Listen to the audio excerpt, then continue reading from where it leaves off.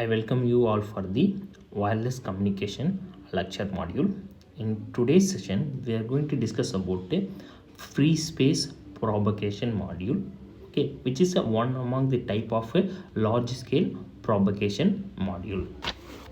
The objective of the session is to learn about the average signal strength received at the receiving antenna when the transmitting and receiving entities are in a line of sight. It means that there is no obstacle between the transmitting and the receiving entity. At that time, we are going to measure the average signal strength at the receiving entity. This is the learning objective of this session.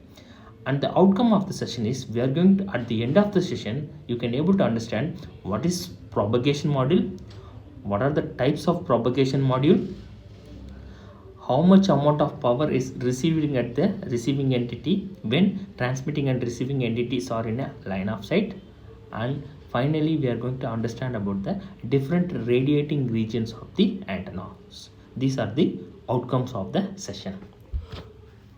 So before entering into the free space propagation module, first let us understand what is propagation model. So the propagation model is nothing but it is going to predict the average signal strength receiving at the receiving entity. Okay, which is simply we can say that it is going to predict the mean signal strength at the receiving end.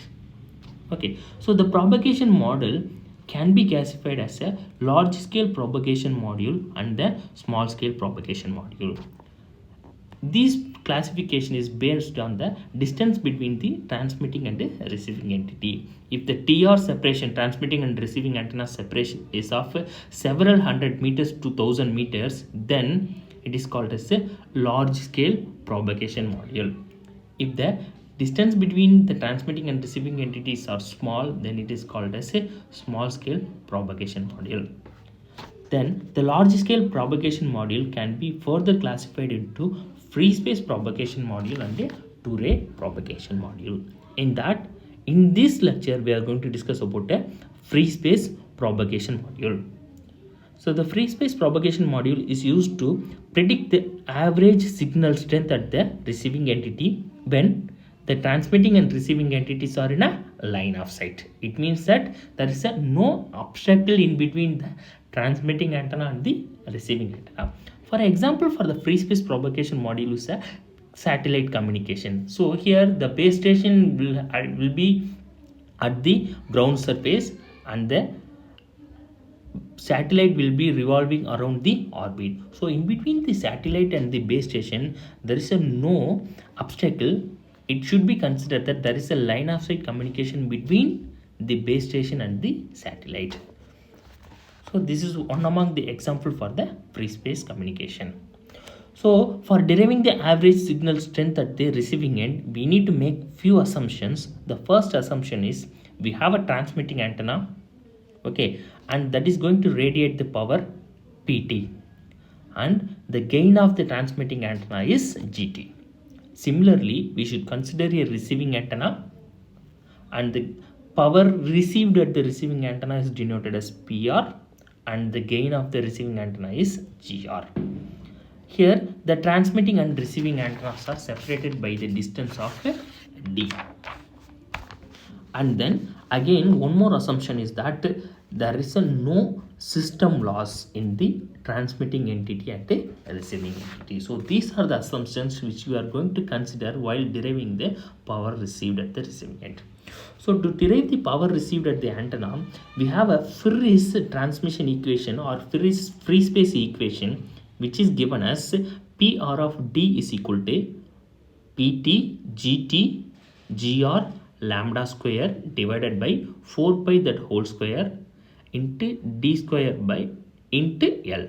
So here the PT is the transmitting power of the antenna, and then GT is the gain of the transmitting antenna, GR is the gain of the receiving antenna, lambda is the wavelength which can be calculated from the frequency of the signal. Lambda is equal to C by F, and then we have a D. is the separation between the transmitting and receiving entities, and L is the system loss factor. Okay, and here the gain of the antenna, which is directly related to the effective aperture. The effective aperture is nothing but the how much physical area is directly related to the power receiving cord. So how much area which is effectively utilized by the receiving antenna to capture the power. So that is called as a effective aperture, which is directly related to the gain of the antenna. So gain is equal to 4 pi AE divided by lambda square. Here the AE applies as the effective aperture of the antenna. So as I have already mentioned, there is a no loss factor, system loss factor. So then the L can be considered as L is equal to 1. So as per the free space propagation module, the power received at the receiving entity or the free path loss at the free space is given as path loss PL is equal to 10 log PT divided by PR. So here PT denotes the transmitting end power and then PR is the power receiving at the receiving entity. So which is equal to, we are going to equate this to the free space equation, which is equal to minus 10 log GT lambda square divided by 4 pi d that whole square. So here we are considering the previous equation, So here we have a PR and bringing down PT over left hand side. So PR divided by PT, which is equal to GT lambda square divided by 4 pi that whole square d square. L is equal to 1. So here the path loss, which is equal to PT by PR, from that equation we are getting PR by PT. So we are inverting that equation. So we are getting that minus 10 log whatever the term, GT lambda square divided by 4 pi that whole square into d square. So here the minus sign indicates that so we got PR by PT, but we need PT by PR. So we are inverting the Ferris equation. So for inverting that, we are getting the negative sign over here. Okay. So here this is the, as we are considering the gain of the transmitting and receiving antenna is equal to 1. So the final equation path loss is given as path loss PL in terms of dB is equal to minus 10 log lambda square divided by 4 pi d that is whole square or 4 pi whole square into d square.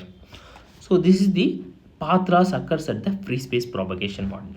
So here the free space propagation module has a two drawbacks. One is that so actually the d is the distance between the transmitting and receiving entity. If d becomes 0, the equation will become invalid. If we substitute d equal to 0, the equation will becomes invalid. So for free space propagation module, at least there should be some separation between the transmitting and the receiving antenna. That is the first thing. And the second one is, here we are considering that there is no obstacle between the transmitting and the receiving antenna, but practically it is not possible. So at the environment, we'll have a lot of buildings, lot of trees, mountains will be over there. So there will be some obstacle in between the transmitting and receiving entity. So the line of sight is not practically possible at this case. So these two are drawbacks of the free space propagation module. In that, the first drawback can be overcome by considering the antenna regions. So normally we are considering the transmitting antenna. Okay, so with respect to the distance, the regions can be classified into three different things. One is the region which is nearer to the antenna is called a reactive field, and then we have the region which is next to that is called as a firstnal region or near field region, and the region which is long away from the antenna is called as a far field region or a Fraunhofer region. So these regions are calculated by the distance between the transmitting antenna. For example, DF, the distance is equal to 2d square divided by lambda. If the distance is greater than the 2d square by lambda, then the region is called as a Fraunhofer region or far field region. If the distance is less than 2d square by lambda, then the region is called as a near field region. So this distance can be separated by means of this equation. Okay, so here the free space propagation module is applicable only at a far field region, the region which is greater than the 2d square by lambda. So with respect to the far field region, we are rearranging the equation. So power received at the receiving end, which is equal to PR of D naught into D naught divided by D, that whole square. So here the D naught is the reference point which is greater than the 2L square by lambda. It means that the D naught reference point should be at the far field region. Okay, so we have a consideration that the D should be greater than or equal to D naught, and the D naught should be greater than the far field region. So that is the condition, and this equation will becomes valid. So we are writing in terms of dB, PR of dB, which is equal to 10 log PR of D naught plus 20 log, because we are bringing the square at the front, plus, so it becomes 20 log D naught divided by D. So this is the average signal received power at the receiving end in terms of a free space propagation module. Okay, thank you all.